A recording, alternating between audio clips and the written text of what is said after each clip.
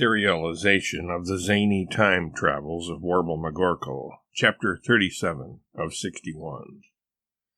Warble proposes globe-spanning nude hiking and starts a date fight. And how would such a thing come about? Marianne asks, not seeing the connection between the IDL and a hostile takeover of the world by Arabs, or anybody else. Elementary, my dear Miss Trench. As everybody knows, you are what you eat.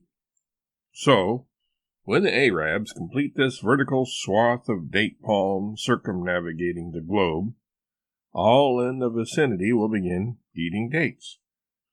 This we must circumvent, for when they ingest these dates, they will take on the customs, culture, perspective, groupthink, and worldview of the Arabs. You don't say, Ward says, his tone veritably dripping with sarcasm. Wake up, Robespierre, and pay attention, Warble urgently urges. Yes, I did say so, and you might be worth more than a mangy dead rabbit if you'd get with the program. Listen up, pay attention, and snap to it, he snaps, snapping his fingers. Ward considers giving up his post, but doesn't know how to get home from here. And besides, even if he did, it would still be 1492, and he doesn't want to sail the ocean blue just to finally arrive home exhausted and find redskins poking around his domicile. So, we have to nip their plans of inundating the world with dates in the butt, Warble explains. We will fool those fools by replacing their date palms with fig mulberry trees, the most benevolent and beloved tree of arborists everywhere. And why figs for dates, Warble? What is the specific advantage, I mean? Ventures Marianne. That's for me to know and you all to find out, right now. By replacing the IDL with the IFL, International Fig Line, we'll secure freedom for the people, Warble answers. Figs for freedom? Jacques inquires. You've got it, LaRue, Warble nods. With the International Fig Line in place, people can walk around the world naked as a jaybird, or really any species of bird, as none of them are inclined to don clothing, except, of course, for their plumage, feeling free and easy, light and airy, comfortable and carefree. Walking around naked in public? Mary asks, eyes wide and involuntarily covering herself with her hands, although she is, of course, fully clothed. Sure, why not? Warble replies nonchalantly. If you happen to meet someone on the road, you simply reach over, snap off a fig leaf, or 2 or 3, depending on your size and gender, and thus provide yourself with a modicum of modesty, all that custom really calls for at that point.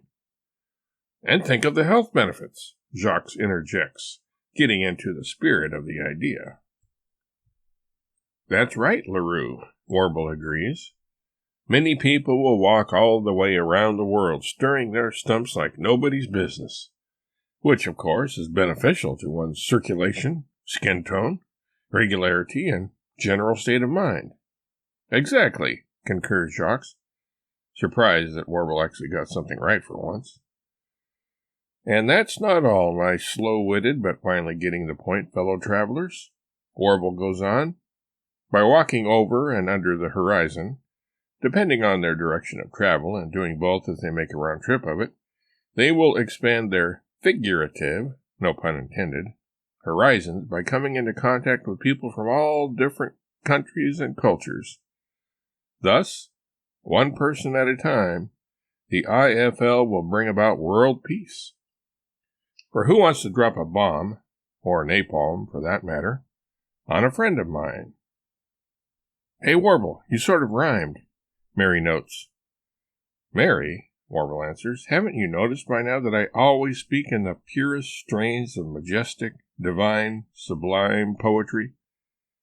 Why, if you could see my words floating about in the air, like so many dancing Lepidoptera, They would bear an uncanny resemblance to that incomparable dancing duo, Cassius Clay and Muhammad Ali.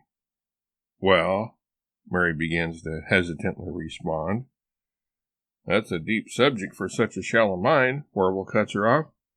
And something else you all didn't think of. What to do with the dead date trees after we chop them all down?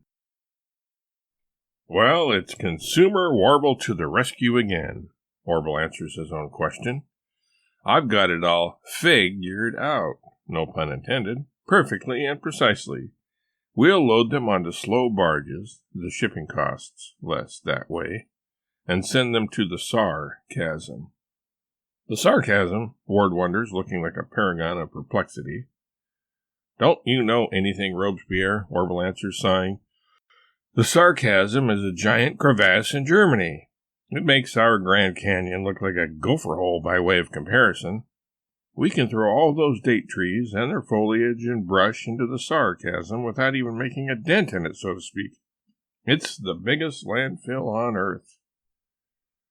And, to top it all off, Warble adds, the figs that will replace the dates here on the IFL can be used for medicinal purposes, too. They make an excellent poultice. You just squish a fig open and smear its innards all over the affected area. Here, I'll show you, Warble says, grabbing a fig from an inner pocket of his vest. Let's say you get stung in the face by a tsetse fly, and you are afraid of infection. You would grab a fig, squish it, and spread the fig filling, pretty much the same stuff they inject into Fig Newtons, by the way, all over your mug. Like this, Warble says, squishing the fig in his hand and smearing the gooey paste all over Ward's face. Ward doesn't especially appreciate being the recipient of Dr. Warble's miracle fig paste, and flails his arms about for a bit, spluttering and stuttering. Ward finally finds his tongue, while wiping off his mouth. You can also use the hanging harvest as ammo when you want to bean or fruit your fellow travelers, Ward says, running to the nearest date palm, quickly harvesting a handful of its overripe cargo, and chucking them at Warble, who deftly ducks out of the way of the barrage. Mary, who is standing behind Warble, Mary is a big fan of Tammy Wynette and takes literally her musical exhortation to stand by your man, bears the brunt of the date onslaught. Soundtrack note: an apology to those who don't appreciate traditional country music. But what else could we do but play Stand By Your Man by either Tammy Wynette or Me First and the Gimme Gimmes at this juncture? Warble sees the look on Mary's face and determines it would be a good time for a little team-building exercise. Date fight! Date fight! Warble yells playfully, prancing over to one of the trees. The rest of the gang join in the merriment, and a free-for-all date-chucking melee ensues. Before one can spit and holler howdy, the whole area looks like an earthquake had struck, or that a child's party had taken place there.